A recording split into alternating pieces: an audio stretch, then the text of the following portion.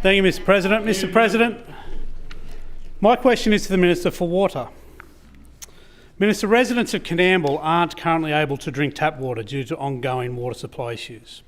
Despite this, the Department of Climate Change, Energy and the Environment and Water rejected the Council's application for just $30,000 to cover bottled water for the community. Shame. Minister, if not having clean water to washing and the ability to drink tap water isn't enough of an emergency to trigger support, then what is? The Honourable Rose Jackson. I thank the honourable member for the question. I am familiar with the circumstances out in Coonamble and want to acknowledge the member for Barwon, Roy Butler, who again, like the member for Orange, Phil Donato, really does make sure that I am across issues as they pop up in his community. So I have been made aware of the circumstances in Coonamble. As I have outlined here previously, the responsibility for the delivery of local water in these communities is the local water utility.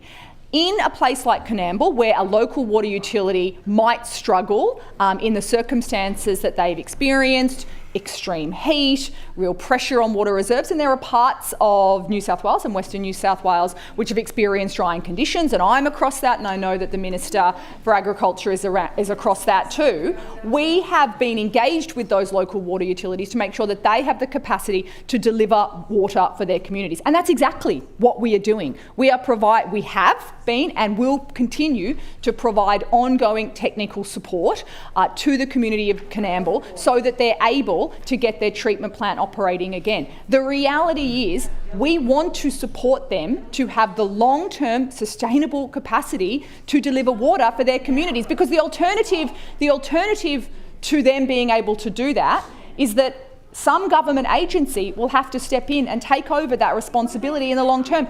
Coonamble don't want that. Yep. The Deputy Leader of the Opposition. They don't want to have that responsibility, that local responsibility taken away from them. They don't, and I am utterly respectful of that. So if we want to support them to be able to do that work, then we have to work with them in these circumstances so that they have the technical capacity to support the long-term sustainable delivery of water as the local water utility. And sometimes that is... The Minister's time has expired. The Honourable Scott Barrett. Thank you, Mr President.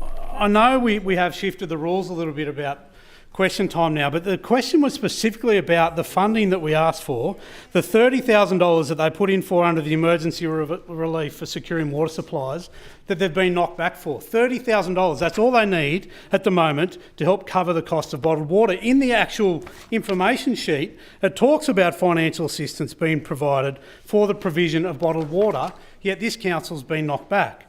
We talk about, the Minister spoke about we want the councils to have capacity to provide the water. Coonamble don't at the moment.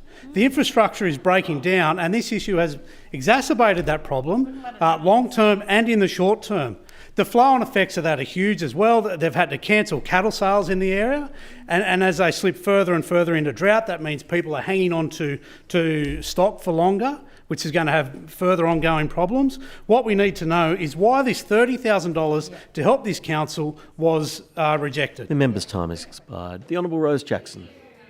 Specifically on the issue of water carting, I would make a couple of points. One, my understanding is that they actually haven't submitted a formal request for funding. So if you have information that a formal request has been submitted and the details of that have been provided and that the water is necessary for critical human needs, I'd be happy to see that, but that's not my understanding. And this is the critical point. Things like water carting are available to support critical human needs where an emergency situation arises.